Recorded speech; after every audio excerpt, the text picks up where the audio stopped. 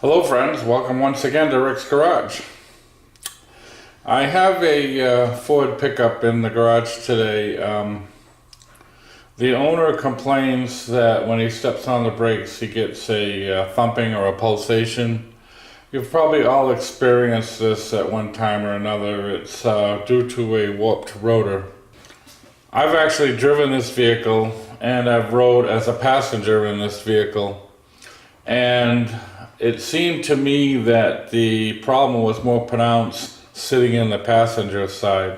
The problem may well be with the front passenger side rotor. Looking through these inspection holes for the brake pads, I do see something suspicious here. The inside brake material that you see right here is much thinner than the outside brake material. So this inner pad is wearing more than the outer pad. First of all, I'm going to try to turn the rotor and see if it's turning freely. If this caliper is sticking, the rotor would be impossible to turn without the wheel on it. You might be able to turn it with the wheel on it, but with the wheel off, just turning nothing but the rotor, it would be impossible to turn. Let's see if it will spin. Oh yeah, it spins quite easily. So I don't believe the caliper is sticking that's causing this problem. I've gone ahead off camera and removed the caliper and the caliper bracket. And what I've found here is that the glide pins are actually in pretty good shape. They're sliding back and forth nicely like they're supposed to. So the caliper itself is sliding as it needs to. The problem is the pads are not. They're on there solid. You can't imagine. I'm hitting them with a hammer and they're just on there solid. So they're not sliding back and forth with the caliper. Therefore they continue to rub the rotor and cause heat to build up and the rotor to warp.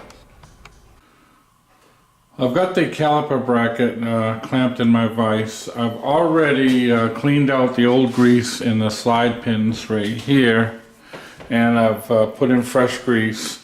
And you can see I've already installed the new hardware clips. So what I'm going to do now to make sure they're well lubricated so we don't have the same problem happen again, I'm going to put a little dab of grease on each one. A little lubrication, not too much. Got too much there, I'll take some of that off, put it on the others. And you don't want so much that it's going to get on the rotor, but you want to keep those pads lubricated so that they will slide back and forth along with the caliper.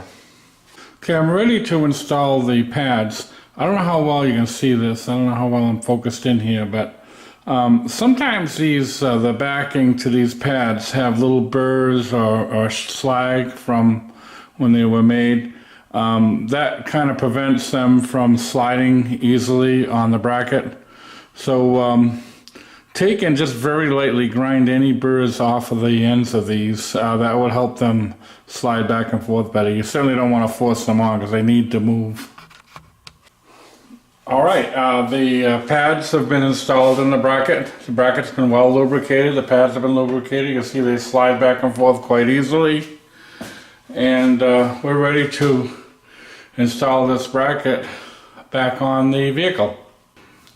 As you can see, I've already turned the rotor. These rotors are quite pricey, so I was able to turn it on my brake lathe. Came out really nice and smooth. I only had to take about 25 thousandths off of it, so it's well within spec. So in closing here, all I've got to do is put the caliper back in place. I've got the bracket installed. You can see that the pads move nice and free, and the slide pins are well re-greased. And so it's just a matter of slipping the caliper back on. So I can't stress enough how important lubrication is when you do a brake job. Thanks for watching, and we'll see you next time.